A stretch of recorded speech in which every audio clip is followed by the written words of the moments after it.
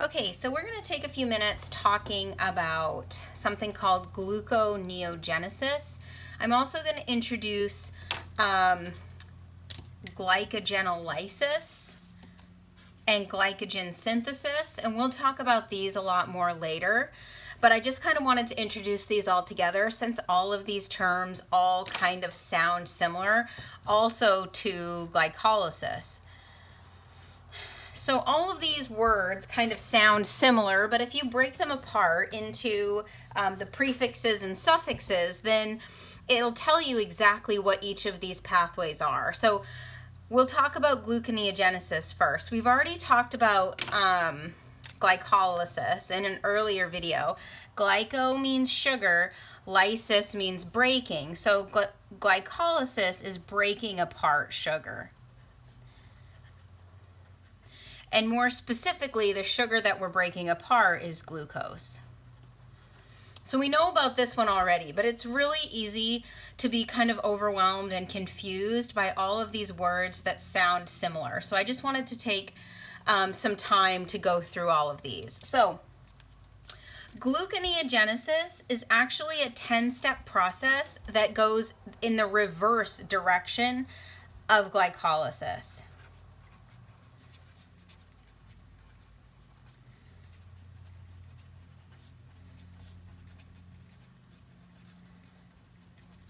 So gluconeogenesis is going to be making glucose. So whenever we're talking about these pathways, it's always helpful to think about why would our cells want to do this. So the purpose of gluconeogenesis is to make glucose. And if you look at the word gluco, so that means we're making glucose. Neo means new, so it means we're making new glucose. And then genesis just means we are creating new glucose. This means altogether gluconeogenesis means we are making glucose from a non-carbohydrate precursor.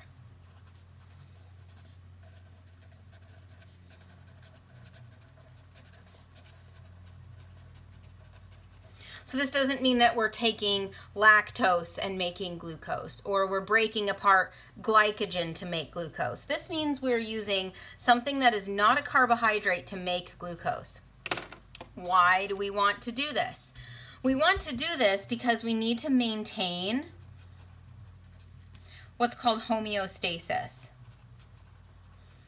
Homeostasis, remember, is a range that a system will want to maintain. It will want to maintain some range. It's not equilibrium. It's easy for people to confuse equilibrium with homeostasis. Homeostasis is not equilibrium, but all cells and systems, organ systems, will have a set of conditions that everything needs to be contained within. So for example, our body temperature is about 98.6 degrees Fahrenheit, or about 37 degrees Celsius. That is homeostasis for us, for humans. And if our body temperature starts to go much above or below, things start to happen. Proteins start to become denatured, processes slow down, speed up, bad things happen. We need to maintain this range of homeostasis. We have the same thing with blood sugar. So you'll hear people say, oh, my blood sugar is too low, or my blood sugar is too high. And we have all of these systems in our cells that are constantly regulating our blood sugar. So we have the appropriate amount of glucose in our bloodstream at all times. So when we eat, we are putting glucose into our bloodstream, and then glycolysis happens in the cytoplasm of pretty much all cells. Pretty much all cells can undergo the glycolytic pathway. Gluconeogenesis only happens in a few organs. There is a slide, it is slide number 69 in this lecture on glycolysis, and it shows what are called gluconeogenic tissues. These are the tissues that synthesize glucose. There's only two. There's only the liver and the kidneys that are able to undergo gluconeogenesis. So there are a lot of molecules that we can use as precursors. And then on the next slide, on slide 70, it shows that there are some amino acids that can be used for the synthesis of glucose. So they would actually they would first be converted into pyruvate, and then pyruvate would be the starting material. Instead of pyruvate being the ending material in glycolysis, pyruvate is now the starting material in gluconeogenesis. And then it can go the reverse 10 steps to make glucose. So there's a list on slide 70 that shows these amino acids that are gluconeogenic amino acids, meaning that they can be converted into pyruvate, and then through gluconeogenesis they can make glucose to put in our bloodstream to maintain homeostasis. So we're going to talk about the citric acid cycle in a little while, and I just kind of wanted to go over this before we get too far into that. And it's not only amino acids that can be gluconeogenic. There are other molecules. Some of the intermediates that we'll talk about in the citric acid cycle later can also be gluconeogenic. Okay, so glycolysis and gluconeogenesis differ at 3 important steps.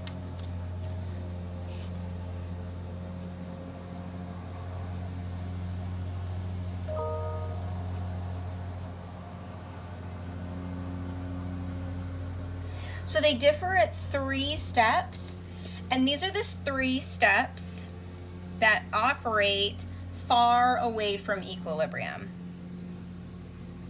So remember, there are 10 steps. So 7 of those 10 steps are exactly the same. The same enzyme that catalyzes the glycolysis step would also catalyze the reverse gluconeogenesis step. And the way that these two pathways are operating are regulated differently, and they're regulated at these 3 steps. Because it would be a futile cycle if we were constantly undergoing glycolysis and gluconeogenesis at the same time. These 2 pathways would never be operating at the same time. That's called a futile cycle, where you're operating one cycle that is producing one product and then the opposite at the same time. That doesn't make any sense. So we would never have both of these going at the same time. It would depend on the needs of our cells. Do we need to make energy? Do we need to put glucose back into the bloodstream? So we're going to talk about all of this when we get through some of these pathways of cellular respiration. We'll talk about under what situations some of these different pathways and processes are happening. So I just want to give us the foundation now. So it's step 1, 3, and 10. And these are the steps that are very energetically favorable. These are the steps that operate far from equilibrium. Which means you either get out energy or you need to put in energy for these 3 steps. So these 3 steps are the levels of regulation that will determine if we are undergoing glycolysis or if we are undergoing gluconeogenesis. Again, gluconeogenesis only happens in the liver and the kidneys, but glycolysis can happen in all cells. So we'll talk about this a lot when we get to regulation of metabolism a little bit later. This is just kind of the background for that. Also, something we're going to talk about a lot later is how we store glucose. And the way that we store glucose is in a molecule called glycogen. So I'm switching gears now. I'm no longer talking about making or breaking apart glucose. I'm talking about glycogen. So glycogen is a glucose storage molecule.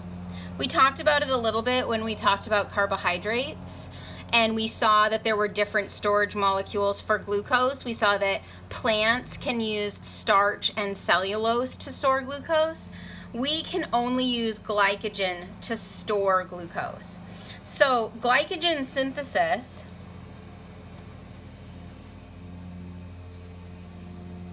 we're synthesizing glycogen. So this would be storing glucose in a glycogen molecule. So we'll come back to this a little bit later. And then the opposite is glycogenolysis. Again, the name tells you exactly what's happening.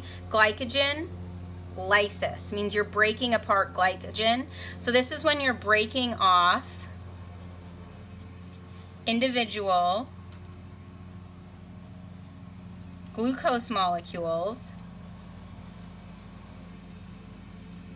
from glycogen. So now we've seen that there are two ways to increase our blood glucose level. So we'll talk about this again a little bit later, but if you have low blood glucose, you could either, your cells could break off glucose from stored glycogen, or if there is no stored glycogen, it can use other gluconeogenic molecules like some amino acids and some intermediates in the citric acid cycle to make glucose, make new glucose from a non-carbohydrate precursor. Glycogenolysis is different from gluconeogenesis in that gluconeogenesis requires, it's a non-carbohydrate precursor.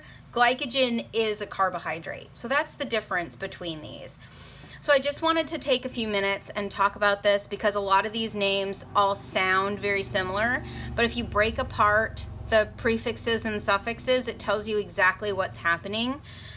And we will put all of this together after we finish with cellular respiration. We will look at when these pathways are active and when they're inactive, what cells and tissues they're active and inactive in, and why.